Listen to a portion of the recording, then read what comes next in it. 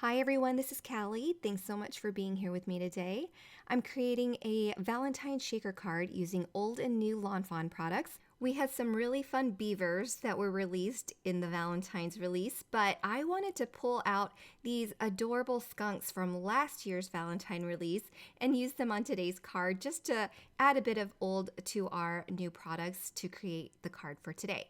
So here's a look at the Scent with Love set as well as its add-on set, and I'm going to be using 2 or 3 of the images from each of the sets so that we can complement the 2 sets and reintroduce them if you have not seen them before.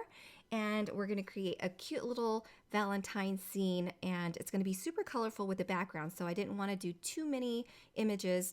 So I'm going to quickly color these with some Copic markers. I'm using some cool grays, and I'm applying the darkest shades first, adding a medium color, and then blending it all out with a light color. Now for the light areas of the skunks, I am going to use some very light cool whites, or cool grays, sorry. I don't like to leave it white. And then we're going to color the balloon and quickly color all the little accessory images like the cupcake and the flower and the rose stem. Very simple coloring, and if you're interested in the supplies or color combinations that I use, be sure to check out the coordinating blog post for this on my blog. I will be listing all of the color combinations and supplies for you. And after die cutting all of my colored images, I'm using a white gel highlight pen just to add a few little gel highlights to all of the images to give them some interest. Next up, we have the heart garden border, and I'm going to die cut it in white cardstock and die cut some additional hearts as well.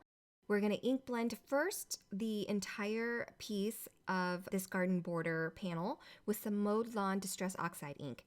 And I'm just going to ink blend so that I can get the grass at the bottom and the heart garden border stems. And then we're going to Copic color all the little die cut hearts that we die cut so that we can paste them over the top.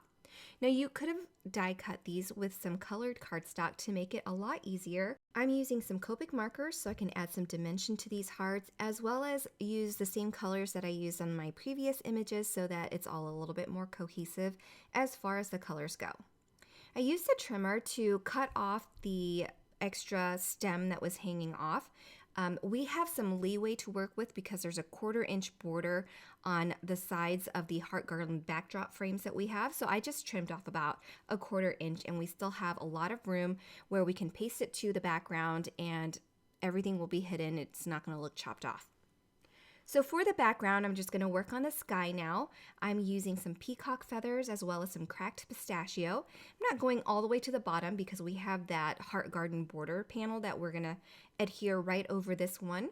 So I'm just blending the 2 colors together, going back and forth between the peacock feathers and the cracked pistachio until I'm happy with the blend. I'm using some liquid glue now to adhere my heart garden border to my background. And this is a chance for me to straighten all of those stems as they were a little bit bent during the ink blending process, which is totally fine. And now I'm going to spray it with some droplets of water to give my background a little bit of interest. You probably can't see it too well in the video, but it does add a bit of interest. And then I can set my background aside so that we can work on our shaker frame. So here is the heart garland backdrop in the portrait orientation. I've die cut 1 panel, and I've die cut some more hearts out of white cardstock so that I can color again with some Copic markers.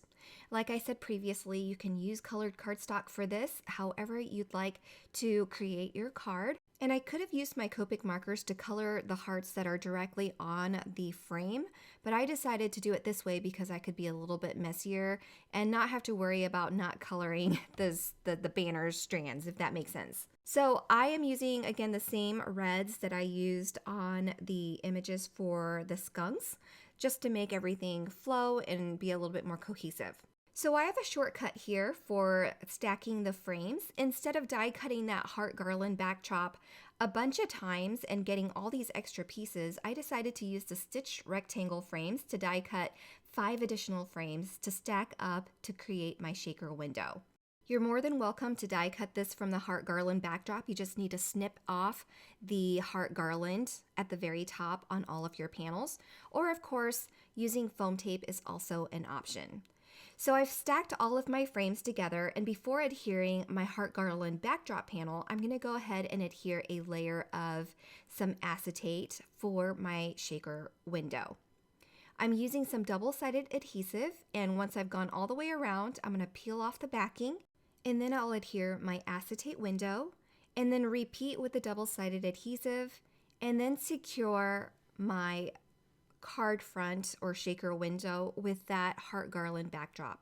Now that my shaker window is complete, I can go ahead and add some adhesive to those hearts and then attach my red Copic colored hearts.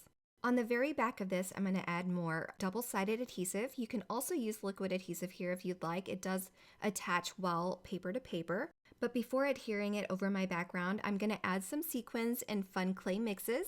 These are from Pretty Pink Posh. I've got the Love Letters clay mix as well as some sparkling clear confetti. And then once I'm happy with the amount that's in there, I'm going to spread it out with my fingers because I want it to be just one layer of sequins and embellishments so that they don't get stuck underneath the window. And when I'm happy with that, I'll go ahead and attach my shaker window and then add some adhesive on the back of my images, put on the accessories like the little flower and the balloons, and then attach them to my shaker acetate frame. For more interest, again, I'm adding some white gel highlights all over those hearts on these streamers at the top of my card. And then I'm going to emboss a sentiment from the Scent with Love add-on set. I'm going to emboss that in white over black cardstock, trim it down to size, and then attach it to my shaker window with some more double-sided adhesive. And that finishes my fun shaker card for today. I hope you enjoyed this, and I hope it inspires you to recreate or create something similar. Thank you so much for spending a part of your day with me. I'm going to be linking 2 more videos if you would like to see more. Otherwise, I hope you all have a great day. Bye, everyone.